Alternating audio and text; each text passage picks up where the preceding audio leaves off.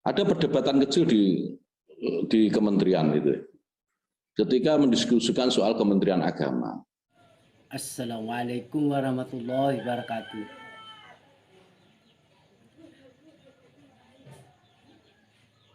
Selamat berjumpa pemirsa di seluruh tanah air. Jumpa lagi dengan channel Bela Bangsa 1. Di pagi hari ini saya tertarik dengan salah satu topik yang berkaitan dengan gonjang-ganjing pernyataan yang dilontarkan oleh Menteri Agama Republik Indonesia, Kemenak Bapak Yakut.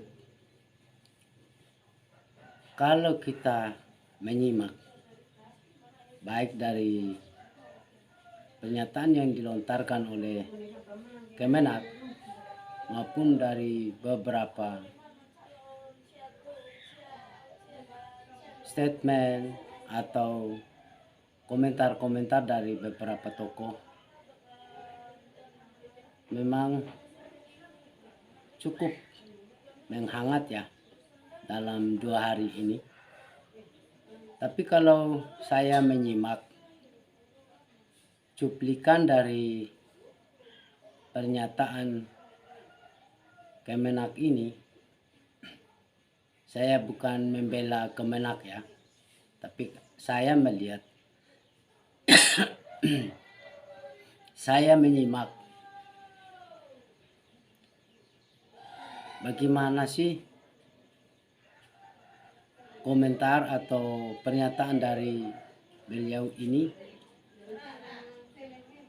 Menurut pengamatan saya, beliau ini tidak sedang berpidato resmi atau memberikan pernyataan resmi ya, akan tetapi beliau sedang berdiskusi, sepertinya sedang berdiskusi dengan para stafnya atau dengan orang lain, mendiskusikan soal awal mula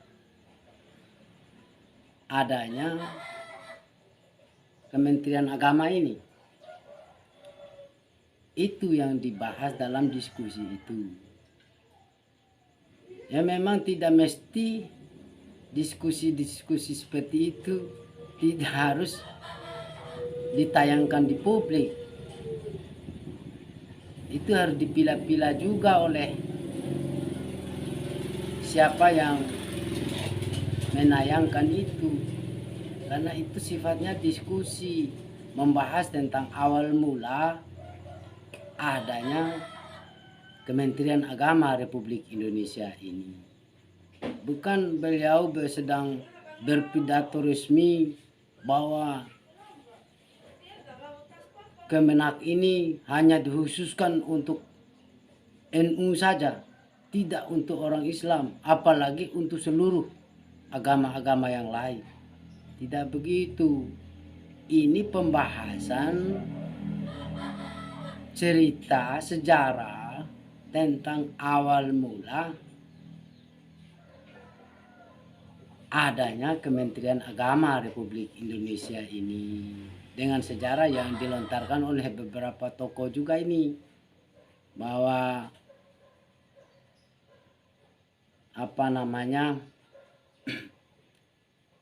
Kiai Haji Hasyim Asy'ari itu punya andil dalam penyempurnaan naskah Pancasila. Itu adanya andil dari beliau itu bukan berarti itu hanya sekedar membawa nama Nahdlatul Ulama.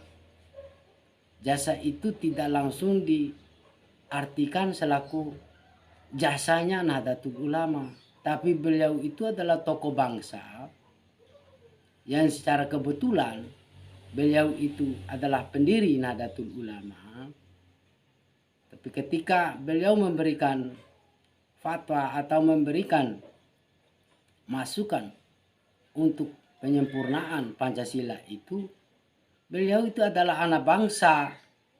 Tentu apa hasil pikirannya, hasil pendapatnya itu adalah pendapatnya anak bangsa yang sedang berjuang dalam kemerdekaan itu. Itu jangan terlalu sempit kita artikan bahwa karena pendapatnya, jasanya beliau itu yang menyempurnakan Pancasila, lantas diartikan bahwa itu adalah jasanya Nahdlatul Ulama, sehingga dianggap bahwa Kementerian Agama Republik Indonesia itu adalah hadiah untuk Nahdlatul Ulama. Ya tidak begitu. Mari kita berpikir yang luas, ya. Jangan terlalu sempit, dan jangan pula saya sarankan ya terhadap orang-orang lingkungan Kementerian Agama ya, harus dipilah-pilah juga mana yang layak untuk dipublikasikan, mana yang tidak di Kementerian Agama itu. Jangan sembarang publikasikan, itu sama dengan mencoreng mukanya Kementerian Agama itu. Jadi jangan semua masalah dipublikasikan, ya tidak begitu juga. Perlulah ada pilah-pilah di Kementerian Agama itu. Itu saya sarankan kepada Kemenak juga untuk menyaringlah orang-orang di lingkungannya itu supaya tidak sembarangan begitu menyiarkan pernyataan-pernyataan yang tidak mesti harus disiarkan. Itu saja. Silakan simak pernyataan bapak-bapak ini. Wassalamualaikum warahmatullahi wabarakatuh. Baik, sebelum lanjut silakan like video ini jika suka. Silakan klik tombol subscribe jika belum dan nyalakan tombol loncengnya. Terima kasih.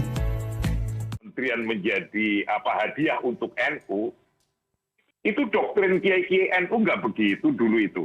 Doktrin-doktrin kiai NU itu dan menyampaikan, mengajarkannya begini, dari NU untuk bangsa, dari NU untuk negara, dari NU untuk umat berbangsa ini. Nah itu jangan sampai dibalik. Kalau dibalik menjadi negatif terhadap NU sendiri itu. Itulah yang terjadi sekarang. Itu. Kalau menurut saya lebih baik Pak Menteri memberikan penjelasan dan kemudian meminta maaf kepada publik bahwa statementnya itu ya secara etis itu tidak benar sebagai pejabat. Informasi yang diberikan itu bisa menciptakan kesalahpahaman. Ini memang yang terjadi. Ya, baik. Nah, setelah itu saya melihat juga bahwa kenapa terjadi kontroversi ini tentu tidak lepas dari dinamika politik yang ada pada saat ini. Yang terakhir, yang paling heboh itu Pak Parurusi waktu menyatakan bahwa good looking dan penghafal Al-Quran itu sumber radikal. Nah, waktu itu ramai diperdebatkan. Alasan Pak Menteri waktu itu, saya nggak ngomong di depan publik, itu acara internal Men 4 RB. Tapi kan menjadi di publik. Nah ini kira-kira sama ini. Dengan kasusnya Pak agak mirip Menteri ya. Agama sekarang Gus Yakut. Nah oleh karena itu saya sudah banyak mengingatkan di rapat-rapat Komisi 8 dengan mitra kerja Komisi 8 bagaimanapun seorang pejabat apapun posisinya itu berbicara hati-hati. Sekarang nggak ada lagi tuh ruang yang tertutup, terbatas, ruang internal itu nggak ada lagi. Nah ketika kita berbicara lepas dari mulut kita, ya itu udah otomatis nggak bisa kita kendalikan lagi. Tutup. Ada perdebatan kecil di kementerian itu. Ketika mendiskusikan soal Kementerian Agama, saya berkeinginan merubah tagline lah, minimal tagline atau logo Kementerian Agama. Tagline Kementerian Agama itu kan ikhlas beramal. Saya bilang nggak ada ikhlas kok ditulis itu. Namanya ikhlas itu dalam hati, ikhlas kok ditulis.